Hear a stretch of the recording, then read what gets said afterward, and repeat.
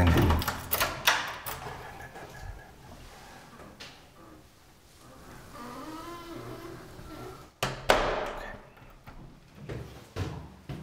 Hier muss ich gucken, dass ich irgendwas finde, was keine Schattierungen hat. Hey, ich sehe da gar keine Schattierungen. Und hier siehst du auch irgendwie so einen Fleck. Und hier ist gar nichts. Und hier unten muss ich immer hier hin. Das sieht ja aus wie so ein Pfeil.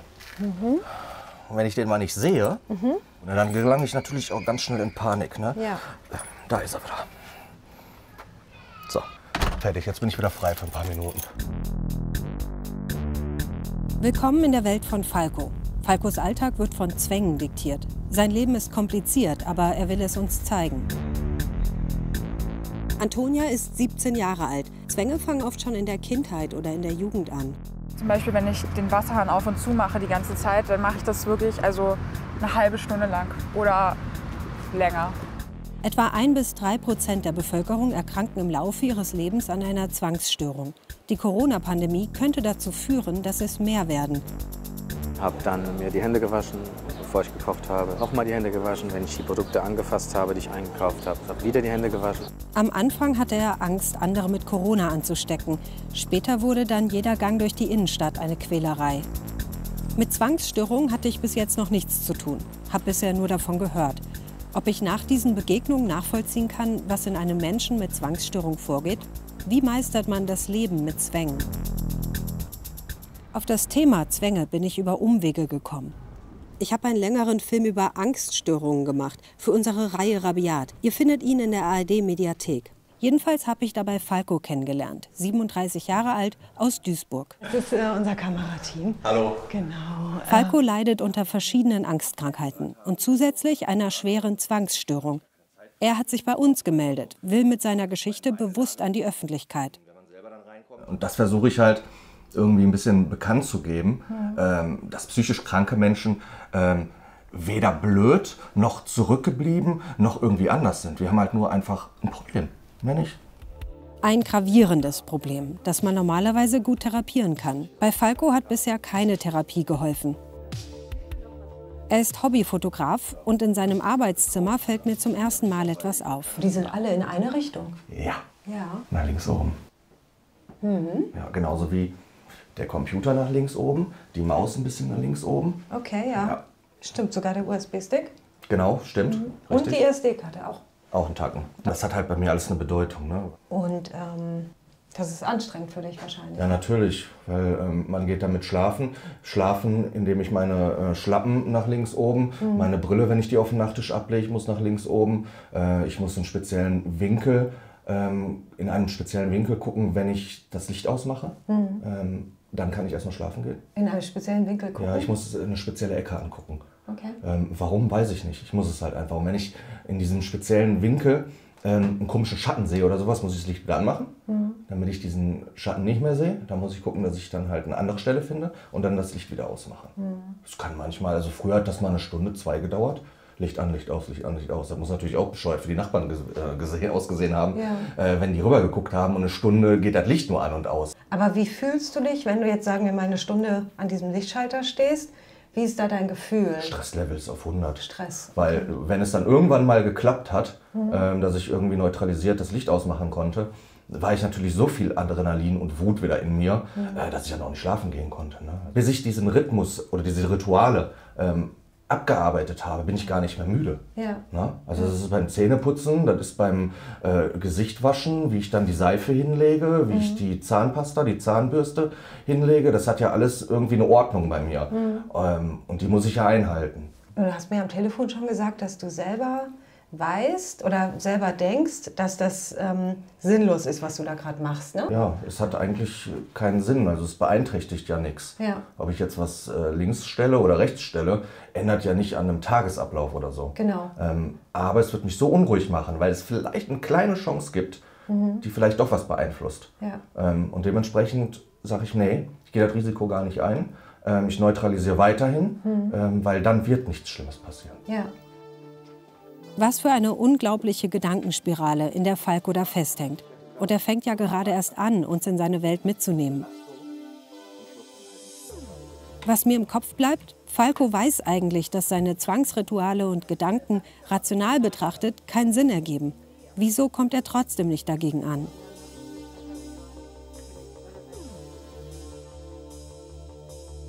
Um Antworten auf diese grundsätzlichen Fragen zu bekommen, fahre ich in den Schwarzwald. In der Oberbergklinik arbeitet Andreas Wahl-Kordon, ein Spezialist für Zwangsstörungen.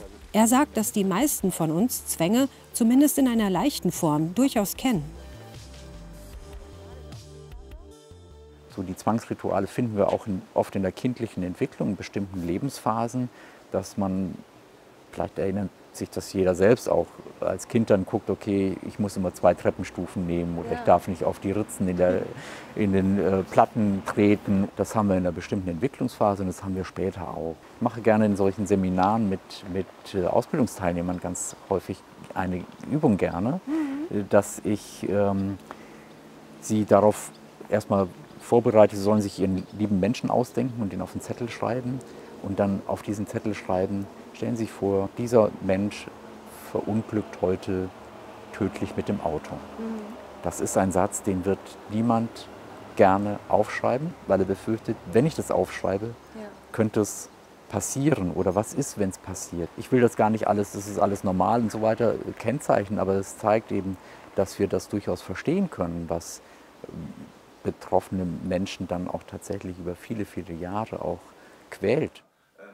Die Angst, dass furchtbare Dinge passieren könnten, wenn er seine Zwänge nicht befolgt, sitzt Falco ständig im Nacken. Zahlen, die mich zum Beispiel beunruhigen. Zum Beispiel jetzt ist aktuell der Juli. Das heißt, der Juli hat die Zahl 7. Und wenn ich jetzt irgendwas mit einer Zahl 7 sehe, denke ich, könnte irgendwas Schlimmes passieren. Angenommen, es fährt ein Auto vorbei mit dem Nummernschild, wo irgendwie eine 7 davor ist. Denke ich mir, scheiße, das könnte ein Zeichen sein. Und im Anschluss muss ich halt ein Nummernschild suchen, wo ein O oder eine 0 zu sehen ist. Und mit dem kann ich dann wieder die vorige 7 neutralisieren. Aber auch ein Nummernschild? Egal was. Egal was? Es ist breit gefächert. Okay. Ja. Neutralisieren, so nennt Falco den Mechanismus, mit dem er seine Zwangsgedanken und Ängste für einen Moment wegdrücken kann. Er muss irgendwo in seiner Umgebung eine 0 oder ein O sehen, dann kann er sich kurz runterfahren. Das heißt, dieses O ist jetzt momentan zum Neutralisieren da, bei dem Senf. Aber nur das funktioniert? Nur das funktioniert. Und jetzt stehen hier weiße Bohnen. Jetzt habe ich natürlich sofort gedacht, okay, die stehen hier so frontal, weil da ja auch direkt ein O ist. Nee, das ist aber tatsächlich nur ein blöder Zufall. Okay. Ja, für mich ist nur das wichtig, ja. Weil es hier an der Ecke steht oder warum? Ja, weil es links oben steht. Ah, okay. Ja, und ich habe dann nochmal zusätzlich das O. Das heißt, ich neutralisiere tatsächlich doppelt, wenn ich den Kühlschrank wieder zumache. Das heißt aber, ich muss immer wieder auf das O gucken. Wenn ich jetzt dich angucken würde, müsste ich wieder aufmachen, das O fixieren und dann zumachen. Abgefahren, sag ich mal. Was soll ich sagen? Ne? Freakig, aber ne? es ist halt eine spezielle Welt irgendwie. Ja. Was ist der Grund für Falcos Probleme? Um es kurz zu machen, Falco hat bis vor ein paar Jahren ein ganz normales, aber durchaus stressiges Leben geführt. Irgendwann ist er zusammengebrochen. Dann kamen die psychischen Störungen zum Vorschein. Warnsignale für seine Überlastung hat er ignoriert. Viele merken das ja auch gar nicht. Ich habe es ja auch davor nicht gemerkt, bis ich zusammengebrochen bin. Und ich denke, jeder Arzt hätte mir gesagt, Sie haben ein psychisches Problem. Ja. Das ist nicht normal, wie Sie den Tag überleben. Ich habe es ja damals auch nicht wahrhaben wollen. Warum manche Menschen eine Zwangsstörung entwickeln, darauf gibt es nicht die eine Antwort. Wie bei den meisten psychischen Krankheiten ist es ein Mix aus Veranlagung und Lebensumständen. Es gibt meistens genetische Komponenten, die eine Rolle spielen, auch unterschiedlich ausgeprägt. Dann gibt es ganz häufig auch psychologische Faktoren, also Belastungssituationen, manchmal auch Traumatisierungen, die im Vorfeld stattgefunden haben. Also es ist meistens ein ganzes Sammelsurium an Faktoren, die dann letztendlich auch bei jedem individuell eine gewisse Rolle spielen und unterschiedlich gelagert sind. Statistisch gesehen treten Zwangsstörungen in manchen Familien häufiger auf. Und auch bei Kindern und Jugendlichen können Zwänge schon krankhaft sein. Ich fahre nach Bad Arolsen in Hessen. Hier treffe ich Antonia. Sie ist 17 Jahre alt. Auch sie kämpft, wie Falco, zusätzlich zu den Zwängen noch mit anderen Problemen.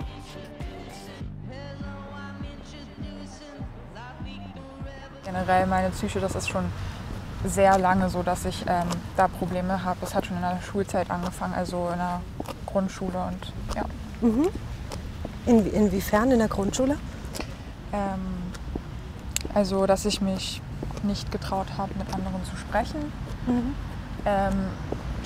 Schwierig war es für mich auch immer, auf Leute zuzugehen, mit denen in Kontakt zu kommen, mit denen zu reden. Antonia hat eine soziale Phobie. Vor allem in Gruppen fühlt sie sich unwohl, erzählt sie. Im Unterricht hat sie keinen Ton rausbekommen, ist deshalb auch sitzen geblieben. Kannst du so einen Punkt festmachen, wo dir klar wurde, ich habe irgendwas, was man behandeln muss? Ich bin in so eine depressive Phase gekommen in der Oberschule und es wurde halt immer schlimmer. Es kamen dann irgendwann die Zwänge dazu, die Angststörungen und dann war mir halt klar, so mit 14, dass ich das behandeln lassen muss.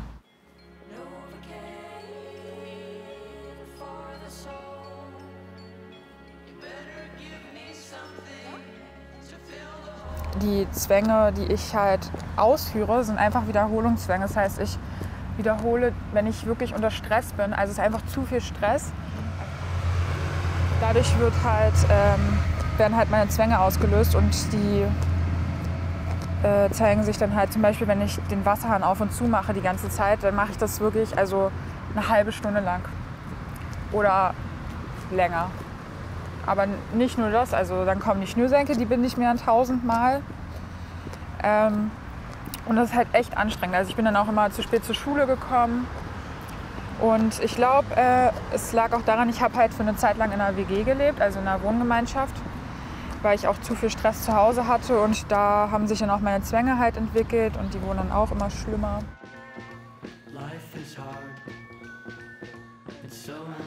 Seit ein paar Wochen ist Antonia jetzt in der Klinik. Wegen ihrer sozialen Phobie macht sie Übungen, die sie Überwindung kosten. Zum Beispiel in Geschäften nach der Toilette fragen oder eingekaufte Sachen umtauschen.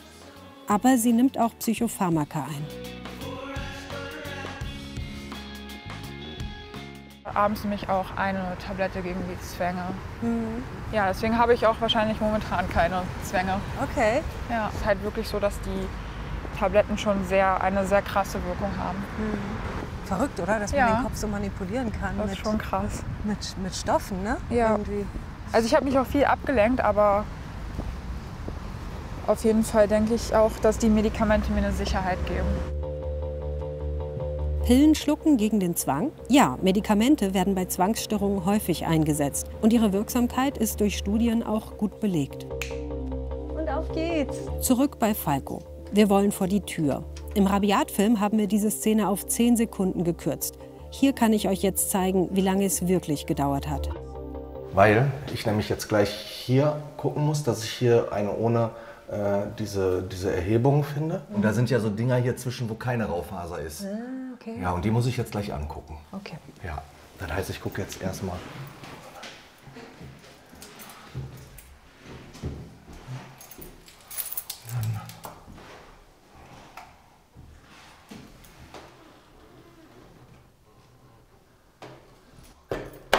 Nee.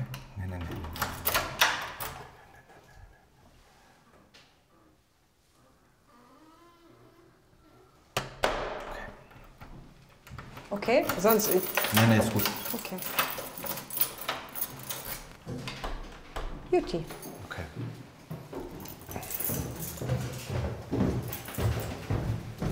Hier muss ich gucken, dass ich irgendwas finde, was keine Schattierungen hat. Meistens ist es immer hier dieses Stück. Hey, ich sehe da gar keine. Ich aber. Wenn du jetzt so zur Seite guckst, dann siehst du hier zum Beispiel eine Schattierung und hier.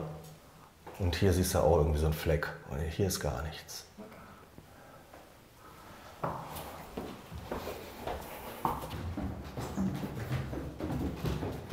Und hier unten muss ich immer hier hin. Das sieht ja aus wie so ein Pfeil. Und da muss ich dann immer diese zwei, die links und rechts sind, diese Punkte, die muss ich immer mit dem Schuh abdecken, dass man nur noch diesen komischen Pfeil sieht. Und dann kann ich die Tür zumachen. Zeig mir mal genau den Pfeil, damit wir es auch verstehen. Da. Also das ist für mich zumindest einer, Ja. der so mehr nach links oben geht. Das Graue oder das Das Dunkle? Schwarze da, ja. Ah, okay. Ach, der hier. Genau. Nee, hier der. Das. Ah, ja. Das, ja. Okay. Genau. Und wenn ich dann wieder reinkomme, ist das... Warte mal, muss ich hier gucken, dass ich den auch wieder finde. Muss ich nochmal aufmachen. Genau, dann ist das hier. Da, das so aussieht wie ein N. Das da. wo der Strich so lang geht. Welche Farbe? Schwarz. Siehst du das nicht? Nee. Ehrlich? Krass. Zeig mal ganz in Ruhe. Hier, pass auf. Der hier. Das Stück. Ja. Den. Jetzt habe ich ihn auch noch nicht so zerkratzt. Ach, wie ein kleines Handschrift-N. Ja. Okay. Ja, ich sehe da zumindest ein N Ja? raus. Ja. Ich darf das jetzt noch nicht so zerkratzen, sonst mache ich dann nachher was anderes drauf. Ne? Ja. Jetzt muss ich natürlich wieder hier. Und wenn ich den mal nicht sehe und mir gucken Leute oder sowas zu, ne, dann gelange ich natürlich auch ganz schnell in Panik. Ne? Ja. Da ist er wieder. So. Leute oder ein Kamerateam, ne? Entschuldigung. Wir stören dich bestimmt. Nee, nein, nur weil die Tür jetzt nicht zuging. So. Fertig, jetzt bin ich wieder frei für ein paar Minuten. Okay. Aber im Auto lauert schon das nächste Problem, die Uhr. Scheiß Uhrzeit. Wieso? 18:42 Uhr ist halt eine scheiß Zeit. Warum? Weil ich damit was Schlimmes interpretiere. 18:43 Uhr würde jetzt besser gehen. Also muss ich jetzt mal eben...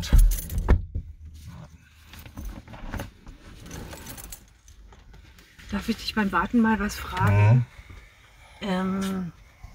Für mich ist das jetzt eine komische Situation, dass wir dich dabei filmen. Ist das für dich auch mit Scham besetzt, das jetzt öffentlich zu erzählen? Oder ist das Na, das gehört ja zu mir. Okay. Ist halt so. Früher habe ich 10 Minuten hier gesessen. Dann hätte ich bis 18:50 Uhr, obwohl das wäre auch wieder doof gewesen, dann hätte ich bis 19 Uhr wahrscheinlich hier gewartet. Mittlerweile sage ich mir, mit 43 kriege ich das auch irgendwo hin. Und vor allen Dingen, ich habe da die 0 noch stehen und okay, also das geht irgendwo. Ja, jetzt ist 43 bei mir. Lass Florian noch mal die 43 filmen. Lass das mal, machen wir gleich bei 19 Uhr, weil mit der 9 kann ich besser neutralisieren, weil die 9 heißt auf Englisch Nein, ne? Und Nein ist wieder auf Deutsch Nein. Ja. Verstehst du? Ja. Weil 18 ist eine ganz blöde Zeit für mich. Wenn wir die jetzt drauf machen, weil 43 ist auch nicht perfekt, weißt du? 43 ist jetzt so, wo ich sage, damit kann ich einigermaßen umgehen. Aber wenn wir die jetzt noch filmen, dann provozieren wir die zu viel. Okay, verstehe.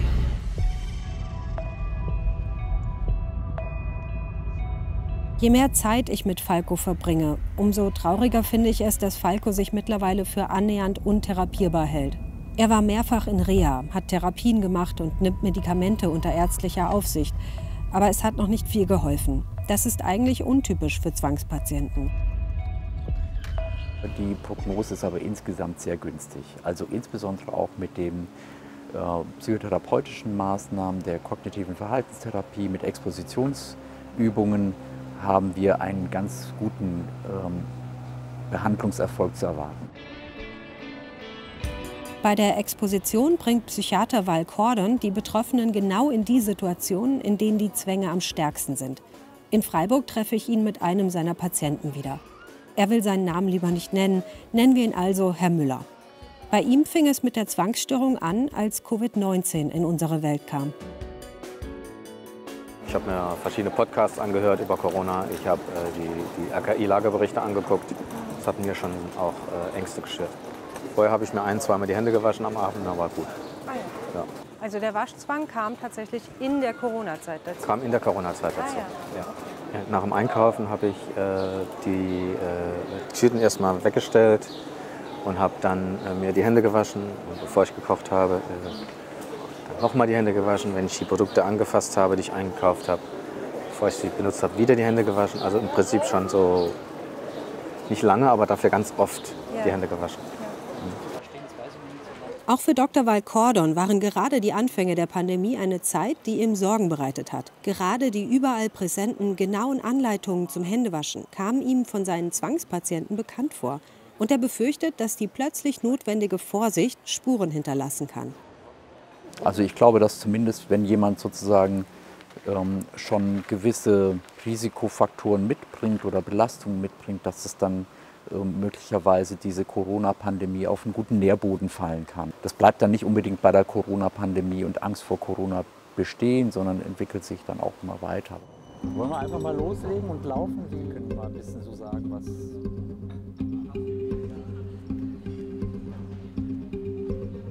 Wenn ich da mal kurz den Fokus drauf lenken darf. Schauen Sie, die Stadt stellt hier ein Waschbecken auf. Das ist ja auch ganz interessant, oder? Das ist wirklich interessant. Von dem Waschbecken lässt sich Herr Müller aber nicht mehr schocken. Seine Ängste haben sich verändert. Aus der anfänglichen Befürchtung, er könnte andere mit Covid-19 anstecken, ist etwas Größeres geworden. Er will sich ständig umdrehen, sich umschauen. Sein Zwang sagt ihm, du könntest jemandem wehgetan haben. Was wäre jetzt denn ein typischer Zwangsgedanke, den Sie kennen? Ich habe hilflose Menschen übersehen. Ich könnte jemand unangenehm angerempelt haben oder sowas. Ja. So der Gedanke, ich könnte andere schädigen oder ich schädige andere, ich laufe zu nah vorbei, ich verletze sie, ich berühre sie, ich müsste mich eigentlich entschuldigen, das ist peinlich. Aber das hat was ganz Bedrohliches. Ne? Das hat was Bedrohliches, weil ich mich danach schuldig fühle.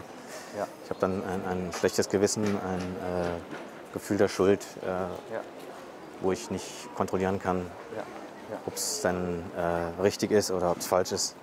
Holen Sie die Gedanken ruhig noch mal hoch.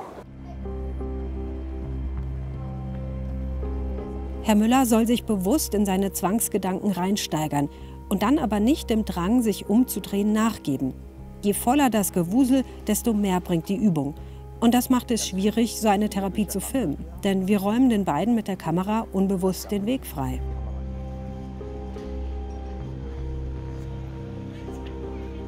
Die machen uns immer so Platz, ne? Das ist irgendwie blöd. Wir wollen echt, dass die eng bleiben, ne? Dass ich ihnen ständig hinterherlaufe, um was von den Therapiegesprächen mitzubekommen, hilft auch nicht weiter. Herr Müller fasst sich ein Herz und sucht sich den Platz, an dem er am meisten im Weg steht. Ich stelle mich deswegen jetzt weiter nach vorne.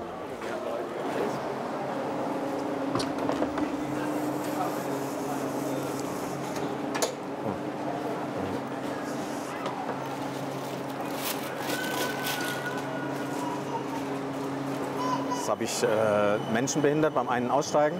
Ein bisschen, nicht so viel. Das verwirrt mich etwas jetzt. Anspannung? Anspannung, ja. Steigt ein bisschen an. Ja. Ich finde, Sie kommen so ins Tun. Das gefällt mir gut. Während Herr Müller weiter sein Bestes gibt, um uns eine möglichst realitätsnahe Therapieübung miterleben zu lassen, fühle ich mich mehr und mehr fehl am Platz. Ist es überhaupt richtig, diese ganze Sache hier mitzufilmen? Das war natürlich eine total komische Situation. Ne? Warum haben Sie jetzt zum Beispiel zugestimmt, unseren Dreharbeiten? Können Sie das begründen? Ja, ich finde es einfach gut, wenn diese Sachen, also wenn gerade so Zwangsgeschichten, dass man akzeptiert, dass es eine Krankheit ist und dass es anderen Menschen helfen kann, damit umzugehen, sich trauen, sich behandeln zu lassen. Und ja, das für mich als Reflexion, für mich selber eine gute Sache ist, darüber zu sprechen. Ja. Okay, super. Vielen Dank. Ich bin froh, dass er uns mitgenommen hat. Und übrigens, die Therapie hat ihm viel gebracht. Heute, ein paar Monate später, geht es ihm schon viel besser. Falco versucht so oft wie möglich auf Fototour zu gehen. Wir waren zusammen im Landschaftspark Duisburg. Hier sammelt er Motive für sein Instagram-Profil. Und alle deine Bilder sind nachts eigentlich, ne? Genau, ja. Fühle ich mich halt am wohlsten und diese Lichter faszinieren mich halt, ne?